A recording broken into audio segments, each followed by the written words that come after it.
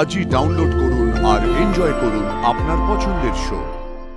আপনি ওকে বলুন কোথাও একটা কিছু লিখতে, তারপর আপনারা হ্যান্ডরাইটিং মিলিয়ে দেখে নিন। সব নথি ও সাক্ষ্য আমি দেখলাম।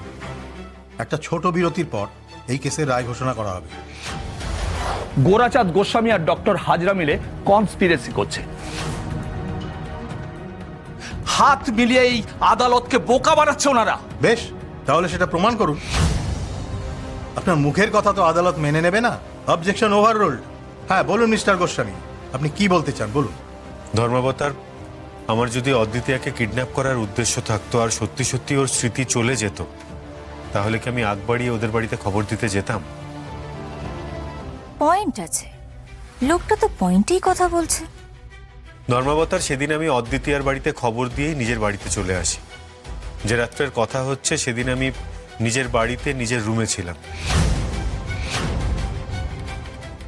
আমার স্ত্রী রূপমঞ্জরি সাপের কামড়ে মারা গেছিল, কিন্তু সেই দিন সকালবেলাতে কেউ বা কারা আমার বাড়িতে মহাপ্রভুর মন্দিরে ওকে রেখে দিয়ে যায়। সকালবেলা আমার বাড়ির লোকেরা যখন ওকে খুঁজে পায়, আমাকেও খবর দেওয়া হয়। আমার বাড়ির লোকেরা আমায় খবর দিলে আমি ছুটে নিচে যাই এবং কথাবার্তা বলে বুঝতে পারি যে আমার স্ত্রী নিজের স্মৃতি হারিয়েছে। এর বাইরে ও কোথা থেকে এসেছে, কিভাবে এসেছে, তা আমরা জানি না ধর্মাবতার। আমরা মনে করি এ মহাপ্রভুর লীলাই হয়েছে,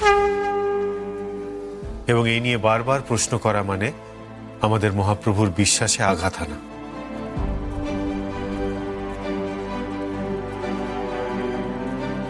বাহ গোরাদা, তোমার এই মেয়েটাকে দিদি বানানোর মরিয়ার চেষ্টা দেখে আমি জাস্ট মুগ্ধ হয়ে যাচ্ছি, কিন্তু এত সহজে আমিও ছেড়ে দেব না। ভুল করছেন, আপনি ভুল করছেন। ও আমার স্ত্রী রূপমঞ্জরি গোস্বামী, ও অদ্বিতীয়া নয়। অদ্বিতীয়া শুধুমাত্র রূপের মতো দেখতে, এর বাইরে ওদের মধ্যে কোনো মিল নেই। দুটো মানুষ একই রকম দেখতে হলেই তারা এক হয়ে যায় না। এক্স্যাক্টলি মিস্টার গোস্বামী, দুটো মানুষ একই রকম দেখতে হলেই এক হয়ে যায় না। এখন আপনার দাবি মতো উনি যদি রূপমঞ্জরি হয়, তাহলে সেটা প্রমাণ করুন, প্রমাণ করুন। ওনার হাতের লেখা দিন, আমরা এনার হাতের লেখার সঙ্গে মেলাই। ওনার লেখা পুরনো কোনো ডায়েরি দিন, যার সঙ্গে এনার হাতের লেখা মেলে কিনা দেখি। ধর্মাবতার এইটুকু সুযোগ আমাকে দিন। Permission granted. ধর্মাবতার, এটা রূপমঞ্জরির ডায়েরি। আপনি ওকে বলুন কোথাও একটা কিছু লিখতে, তারপর আপনারা হ্যান্ডরাইটিং মিলিয়ে দেখে নিন।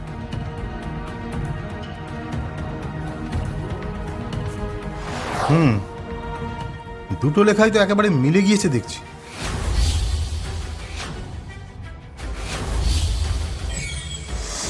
মূর্ধন্যটা টানটাও দুটোতেই একেবারে একই রকম।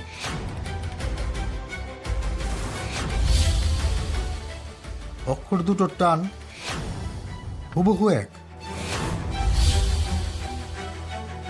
সব নথি ও সাক্ষ্য আমি দেখলাম।